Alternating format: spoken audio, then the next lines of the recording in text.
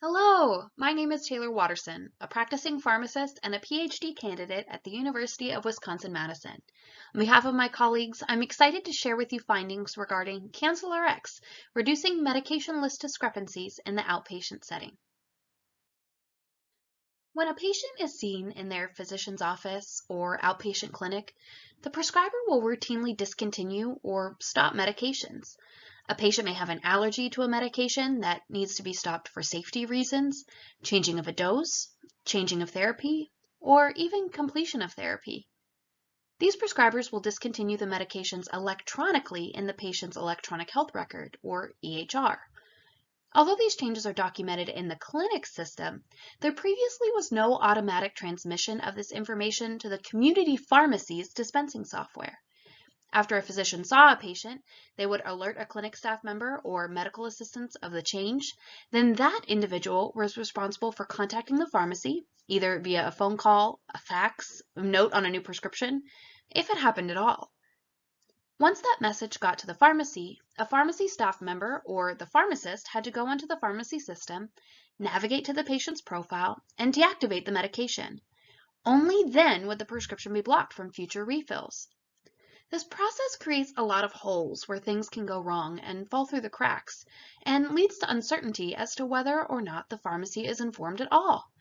This manual process often leads to differences between the medication lists across clinics and community pharmacies. This is a patient safety concern and makes patients vulnerable to medication dispensing errors. A previous study found that up to 5% of medications discontinued in the clinic are later dispensed to patients at the pharmacy. 34% of those medications dispensed met the high-risk criteria for potential adverse drug events. Within the last decade, a new health information technology, or health IT functionality, has emerged to electronically send a medication cancellation message from the clinic's EHR to the pharmacy's dispensing software and automatically discontinue the prescription. This functionality, termed CancelRx, could potentially reduce medication list discrepancies by automating the previously manual process of pharmacy staff discontinuing those canceled prescriptions, ensuring that medications that are canceled in a patient's EHR are canceled in the pharmacy.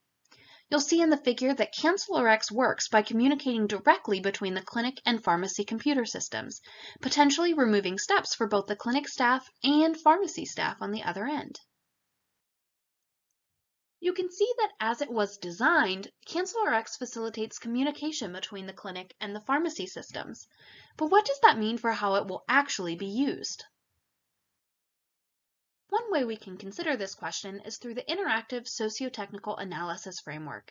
This framework tells us that although CancelRx may be designed in a certain way, how it is actually used depends on both the social system, things like the culture, the organizational practices, the staffing, and the technical system in place, the computer systems, other tools, and technology. It's important to note that this is a loop. How CancelRx is actually used can feed back into the social system, changing tasks and roles, and may even cause the functionality to be changed and redesigned altogether. That led us to our study objectives. We wanted to measure the impact of CancelRx on reducing medication list discrepancies between clinic EHR and pharmacy software. It was designed to promote communication, but was it actually used that way and effective? Second, we wanted to compare the impact of CancelRx based on the type of clinic where the cancellation message originated. Where are there differences in the medication cancellation process based on the type of clinic where the discontinuation happened? Our situation was unique in that our environment afforded us a natural experiment. CancelRx functionality was implemented in October 2017 at an academic health system. This health system included your standard inpatient hospital, numerous outpatient clinics, and specifically 15 outpatient community pharmacies. CancelRx was implemented as part of a larger EHR upgrade, and so all clinics and prescribers all had access to this new functionality at the same time, as compared to a piloted or phased-in approach. We were interested in the discontinuation data from not only the outpatient clinics, but also the community pharmacies. Imagine a medication was originally prescribed and sent to one of the health system's community pharmacies. Now imagine that that medication was discontinued at the clinic level. We wanted to capture whether or not the pharmacy would also discontinue the medication in their system. This idea of medication list discrepancies between the clinics and pharmacies. So we were looking at discontinuation data 12 months prior to and 12 months after CancelRx implementation, specifically for patients 18 and above, in which an outpatient prescriber discontinued at least one prescription that was originally sent to one of these health systems' 15 community pharmacies. We conducted an interrupted time series analysis to model this idea of successful discontinuations in which the medication was stopped in not just the clinic, but also the pharmacy, preventing future refills. This analysis was conducted in Stata using Price-Winston estimation. To achieve our second aim, the data was categorized based on the type of clinic where the discontinuation occurred. Primary care, consisting of internal medicine, family medicine, general pediatric, general geriatric, or OB-GYN, or specialty care, which was most specialties you can think of: gastroenterology, cardiology, endocrinology, most of the other ologies, and etc. And here's what we found. During the entire data collection period, over 354,000 medications were discontinued at the clinic. After matching based on prescription, patient, and prescriber characteristics, 115,000 were also matched in the pharmacy. This figure demonstrates our interrupted time series analysis with the horizontal line at week 56 demonstrating CancelRx implementation. I want to point your attention to a few things. First, the trend in the pre-CancelRx period was fairly stable. We see that the pre-slope was negative 0.02 with a y-intercept at 34%. This means that 34% of prescriptions canceled in the clinic were also canceled in the pharmacy. To put this in perspective, however, this also means that 2/3 of the medications discontinued in the study were never communicated to the pharmacy in the pre-period. This presents a threat to the patient safety. 66% of the medications stopped at the clinic were still able to be filled at the pharmacy in the pre-period, an invisible hazard in which the pharmacist just has no idea. Jump to CancelRx implementation, and we see an immediate spike. Not only was there no lag, but the jump was also significant, a 58.5% change and a p-value less than 0.001. Finally, in the post-CancelRx period, approximately 93% of medications that were canceled in the clinic were also canceled in the pharmacy.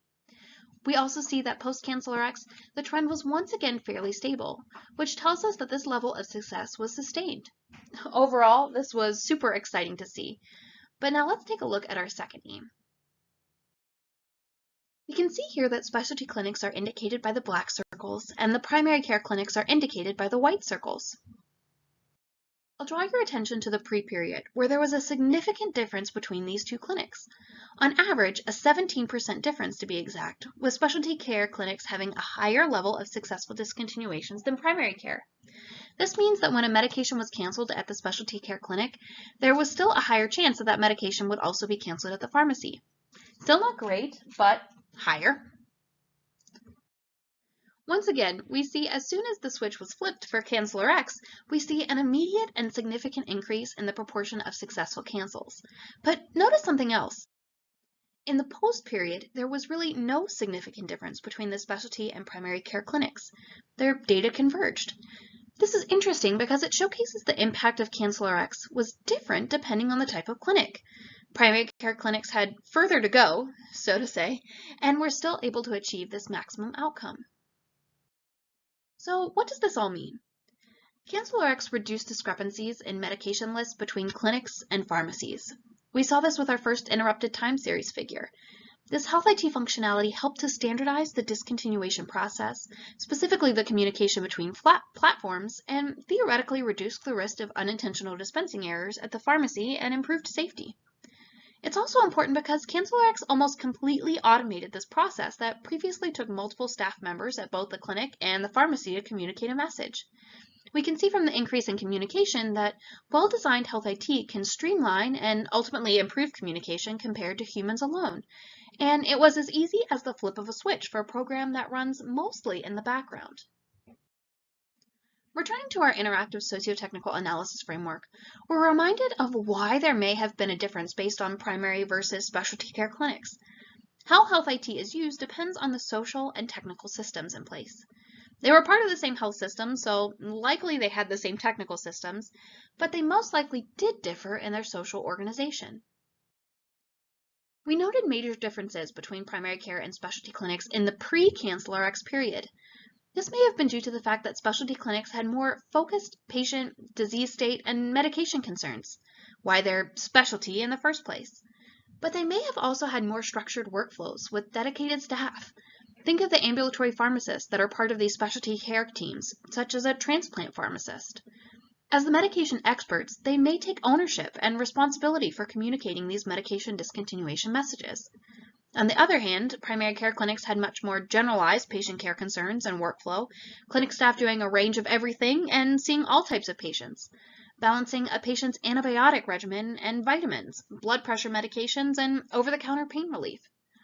Our results emphasize that health IT may be used differently depending on the environment where it's implemented.